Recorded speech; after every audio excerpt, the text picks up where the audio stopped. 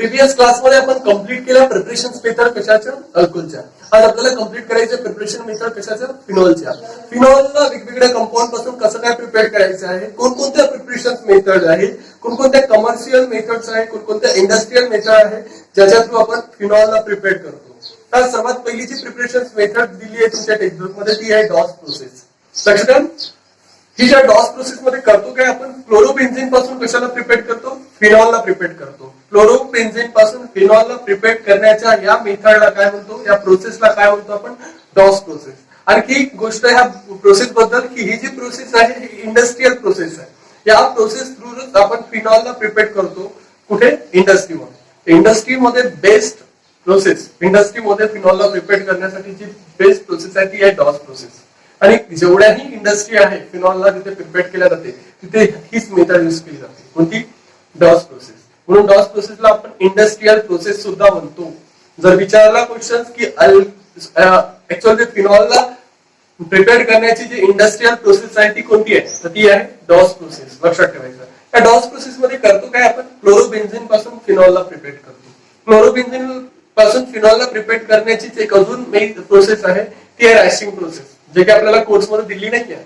रॅशिंग process मध्ये काय करतो आपण, क्लोरोबेन्झीन पासूनच फिनॉलला प्रिपेअर करतो, पण तिथे जे टेम्परेचर रिक्वायर करते ती असते 698 केल्विन टेम्परेचर. ओके, जे हाय टेम्परेचर रिक्वायर करते त्यावेळेस.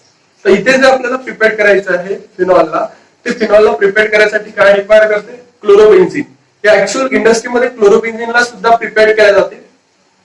क्लोरीनची ऍक्शन, बेन्झीनवर जर क्लोरीनची ऍक्शन घेतली तर इझिली तुम्ही क्लोरोबेन्झीनला प्रिपेअर करू शकता. त्यासाठी रिक्वायर करते आपल्याला लुईस ऍसिड इन प्रेझेन्स. तर आज आपल्याला बघायचं की क्लोरोबेन्झीन पासून फिनॉलला कसं काय प्रिपेअर करायचं. तर आज आपल्याला बघायची आहे डॉस प्रोसेस. डॉस प्रोसेस, कोणती प्रोसेस, डॉस प्रोसेस. आपण बघितली की डॉस प्रोसेस ही जी प्रोसेस आहे ही कोणती प्रोसेस आहे, इंडस्ट्रियल प्रोसेस आहे. इंडस्ट्रियल प्रोसेस का बरं आहे, इंडस्ट्रीमध्ये याच प्रोसेस थ्रू काय केलं जाते, फिनॉलला प्रिपेअर केल्या जाते.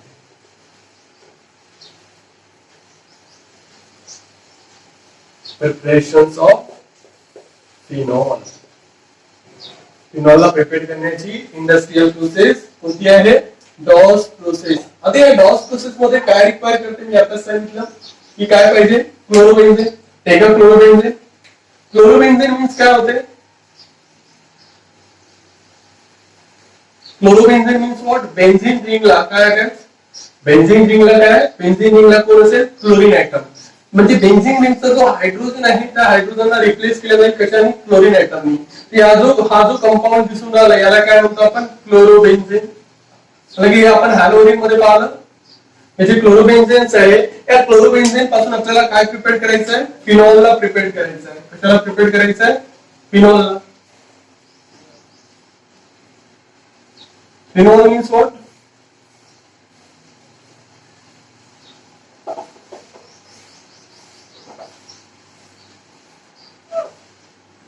फिनॉल मीन्स व्हॉट, बेन्झीन रिंगला कोण अटॅच, हायड्रॉक्सिल ग्रुप अटॅच. त्याला काय म्हणतो आपण, याला काय म्हणतो आपण, phenol. Okay, benzene ring content what, hydroxyl group. It is called as what, phenol. हा जो दिसून राहिला हा कोण आहे, फिनॉल आहे. या फिनॉलला काय करायचं, प्रिपेअर करायचं आहे कोणापासून, या क्लोरोबेन्झीन पासून. तर लक्षात घ्या, क्लोरोबेन्झीन पासून फिनॉल डायरेक्टली प्रिपेअर होत नाही. तिथे जे इंटरमिडिएट कंपाऊंड तयार होते तो कोणता, इंटरमिडिएट जो कंपाऊंड तयार होते तो कोणता इंटरमिडिएट कंपाऊंड आहे, त्याला आपण सोडियम फिनॉक्साइड म्हणतो. होते काय, लक्षात द्या. सर्वात पहिली जी आपण क्लोरोबेन्झीन घेतली, या क्लोरोबेन्झीनला काय करतो आपण, फ्यूज करतो कोणासोबत, सोडियम हायड्रॉक्साइड सोबत, NaOH. तर क्लोरोबेन्झीन जेव्हा सोडियम हायड्रॉक्साइड सोबत काय, कोणत्या टेम्परेचरवर, 623 केल्विन आणि नॉन ऍटमॉस्फेरिक प्रेशर 115 ऍटमॉस्फेरिक प्रेशरवर फ्यूज होते क्लोरोबेन्झीन कोणासोबत, सोडियम हायड्रॉक्साइड सोबत.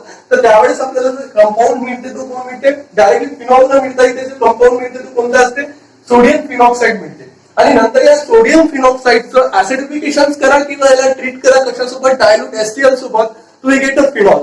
मीन्स लक्षात आहे, डायरेक्टली फिनॉल नाही मिळत. त्यामध्ये करतो काय आपण की क्लोरोबेन्झीन जी आहे त्या क्लोरोबेन्झीनला फ्यूज करतो कोणासोबत, सोडियम हायड्रॉक्साइड सोबत. पण जेव्हा फ्यूज करतो त्यावेळेस जे टेम्परेचर रिक्वायर काय आहे, लक्षात घ्या, कंडिशन मस्ट बी इम्पॉर्टंट आहे.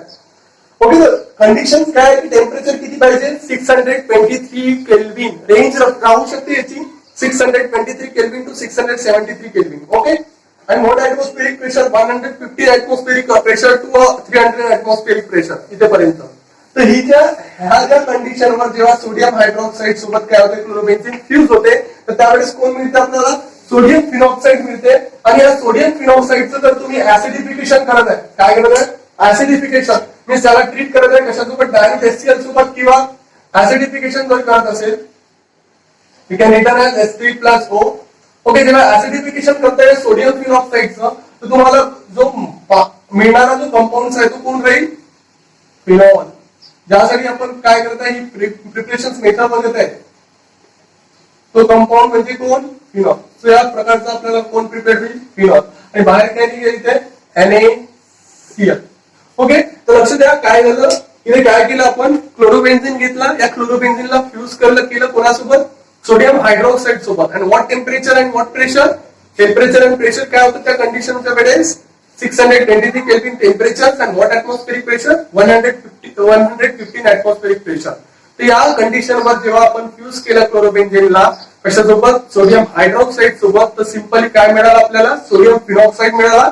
त्याला ट्रीट केलं डायल्यूट HCl सोबत तर आपल्याला कोण मिळालं फिनॉल मिळाला. हा फिनॉलला प्रिपेअर करण्याची ही डॉस प्रोसेस होती.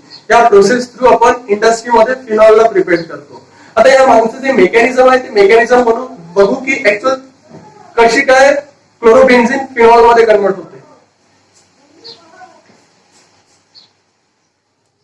लक्ष द्या, आता आपल्याला बघायचं मेकॅनिझम कोणाचं की क्लोरोबेन्झीन फिनॉल मध्ये कसं काय कन्वर्ट होते. मीन्स डॉस प्रोसेसचं आपल्याला आज आता बघायचं मेकॅनिझम.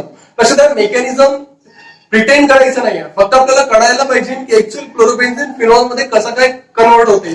ओके, या मागचं जे मेकॅनिझम आहे ते फक्त आपण डिस्कस करणार आहे. तुम्हाला बोर्ड एक्झाम मध्ये ते विचारलं जात नाही, फक्त रिटेंड करा त्याला की कधी जर एखादा रिॲक्शनचं काही समजलं नाही तर त्यावेळेस आपल्याला त्या मेकॅनिझम थ्रू अंडरस्टँड होईल. ओके, तर लक्ष द्या ते मेकॅनिझम काय आहे. सर्वात पहिले आपण काय घेतो क्लोरोबेन्झीन, एक क्लोरोबेन्झीन.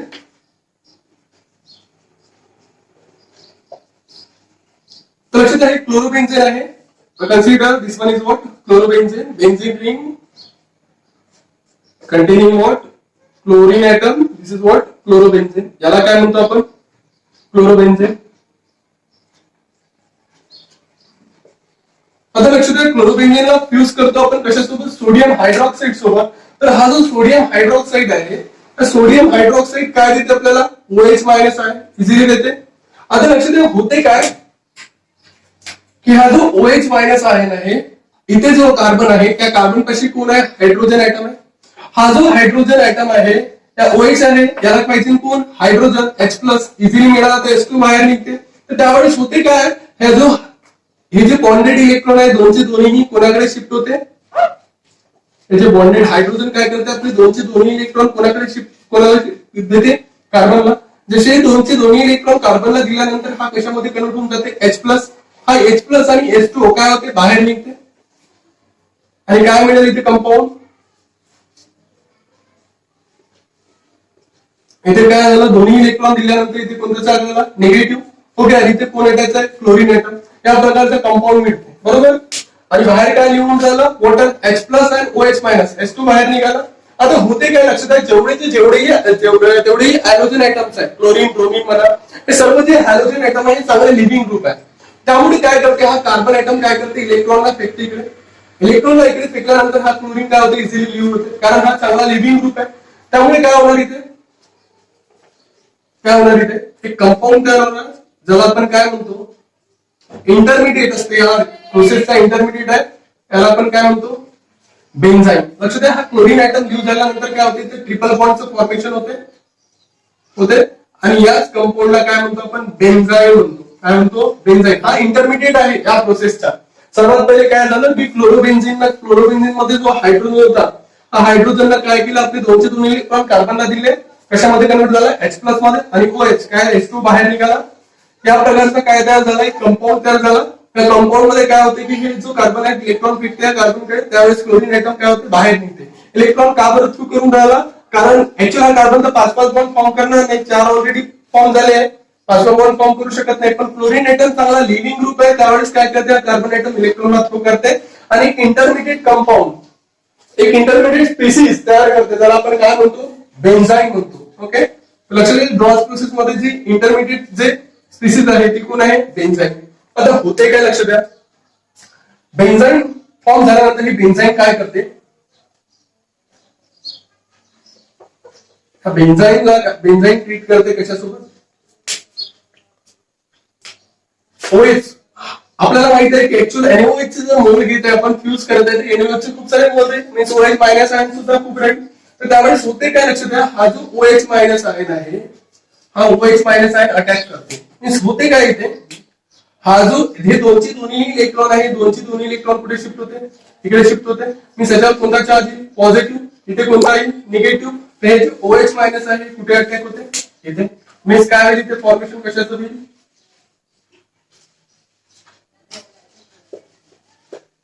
इथे कोण अटॅच झाला OH आणि इथे कोणता चार्ज आहे निगेटिव्ह चार्ज. या प्रकारचा एक अजून कंपाऊंड तयार होईल.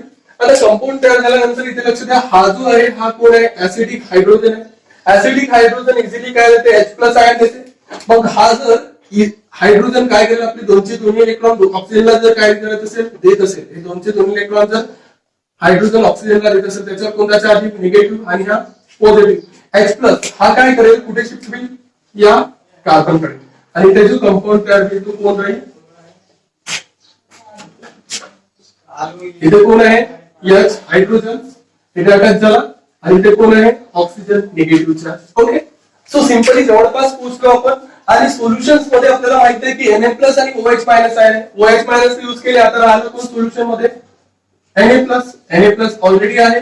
Na+ मुळे काय होईल इथे इंटरमिडिएट जो मी सांगितलं होतं तो कोण होता स्टेप मध्ये पाहिला आपण तो सोडियम फिनॉक्साइड.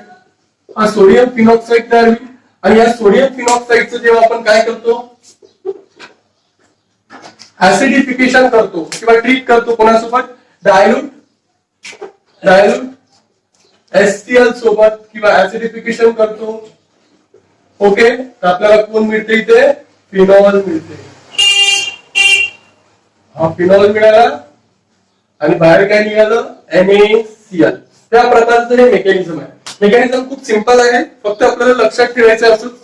ओके तर काय होते इथे क्लोरोबेन्झिन आहे. क्लोरोबेन्झिन मध्ये जो हायड्रोजन आहे हा हायड्रोजन काय करते H+ देते इझिली H+ आणि OH मायनस आहे H2 बाहेर निघते. त्या प्रकारचा कंपाऊंड तयार होते. यामध्ये काय होते की क्लोरीन लिव्हिंग ग्रुप चांगला आहे त्यामुळे काय करते कार्बन इलेक्ट्रॉन थ्रू करते या कार्बनकडे आणि ट्रिपल बॉन्डचं फॉर्मेशन होते बेन्झाईन फॉर्म होते. बेन्झाईन फॉर्म झाल्यानंतर काय करते हे जे पाय इलेक्ट्रॉन्स आहेत हे सुद्धा पाय इलेक्ट्रॉन आहे. पाय इलेक्ट्रॉन काय होते कार्बनकडे शिफ्ट होते इथे पॉझिटिव्ह चार्ज येते इथे हायड्रोक्सिल ग्रुप अटॅक करते या प्रकारचं कंपाऊंड तयार होते. हायड्रोक्सिल ग्रुप अटॅक केल्यानंतर ओके इथे हा जो हायड्रोक्सिल ग्रुप होता जो हायड्रोजन आहे हा ऍसिडिक हायड्रोजन आहे इझिली H+ देते H+ इथे अटॅक करते आणि एरोमेटिसिटी मीन्स हा कंपाऊंड तयार होते. या कंपाऊंड मध्ये Na+ सोल्युशन मध्ये Na+ हा प्रेझेंटच आहे. इथे काय होते अटॅक होते आणि या प्रकारचा सोडियम फिनॉक्साइड तयार होते. हा कोण आहे सोडियम फिनॉक्साइड. ओके आणि याचं जर ऍसिडिफिकेशन केलं किंवा ट्रीट केलं डायल्यूट HCl सोबत आपल्याला जो मिळते तो कोण आहे फिनॉल आहे. हे मेकॅनिझम आहे. या मेकॅनिझम थ्रू काय करते क्लोरोबेन्झिन कशामध्ये कन्वर्ट होते फिनॉल मध्ये कन्वर्ट होते. ओके फक्त आपल्याला रिमेंबर करायची ही रिएक्शन्स. ओके लक्षात ठेवा.